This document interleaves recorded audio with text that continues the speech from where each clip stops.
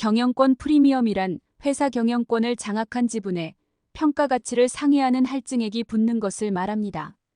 경영권 지분을 가져가는 대가로 웃돈을 지불하는 셈입니다. 경영권 지분 거래 시 프리미엄이 얼마나 붙는지는 사안마다 천차만별입니다.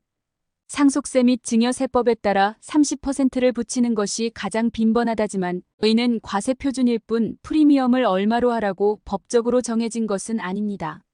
실제 거래에서는 매수인과 매도인 간 누가 우위에 있는지, 업황은 어떻게 전망되는지, 상속 이슈가 있는지 등 구체적 사정에 따라 크게 달라집니다.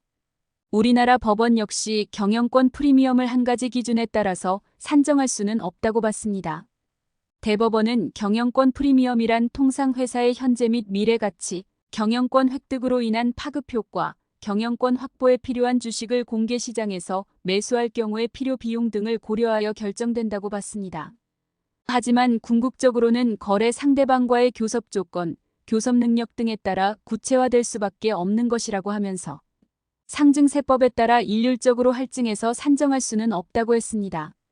경영권 프리미엄 산정 방법이 구체적으로 다뤄진 판결이 있습니다. 원고가 당시 실제로 경영권을 행사하고 있었는지, 상대방의 불법 행위로 경영권을 잃었는지, 그렇다면 그 가치를 얼마로 볼 수 있는지가 소송의 쟁점이 되었던 사건입니다.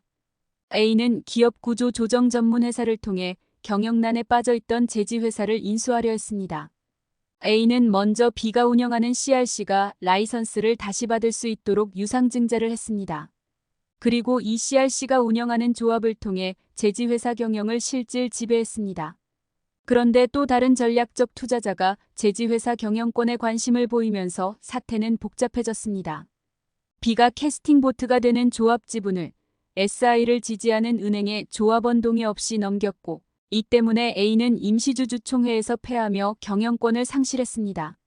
이후 B는 횡령으로 인해 유죄 판결을 받았고, A는 은행이 횡령 사실을 알고도 조합 지분을 매입했다며 경영권 프리미엄 탈취로 인한 손해배상을 청구했습니다.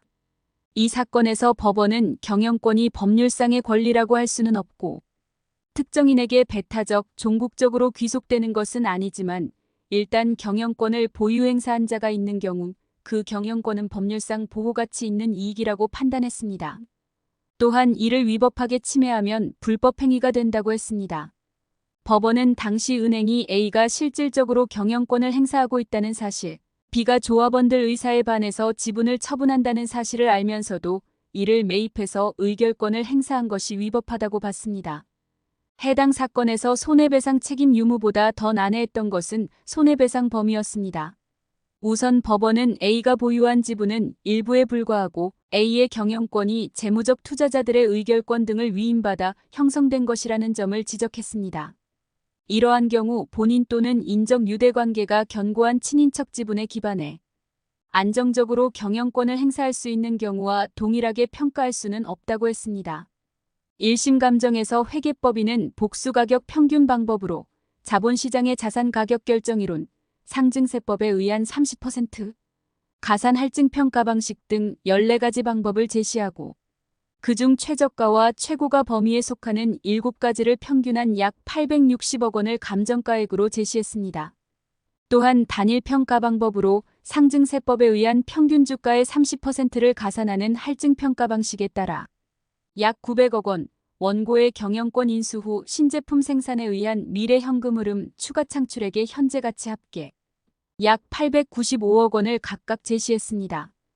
이에 대해 재판부는 위 14가지 감정가액 대부분이 회사의 내재적 기업 가치를 프리미엄으로 추정했는데 경영권 프리미엄은 지배주주가 보유한 주식과 관련한 특수한 경제적 가치인 반면 회사의 내재적 가치는 모든 주주가 누리는 경제적 가치라는 면에서 기업 경영권 분쟁에서 경영권 이전의 대가와는 큰 관련이 없다고 판단했습니다. 이어 이 사건 주식의 가액에는 매수 당시 경영권 분쟁 영향으로 이미 경영권 프리미엄이 포함되어 있다고 볼 수 있는데 이에 대해 상증세법상의 30%를 할증하는 것은 이중으로 평가한 것으로 볼 수 있다고 했습니다.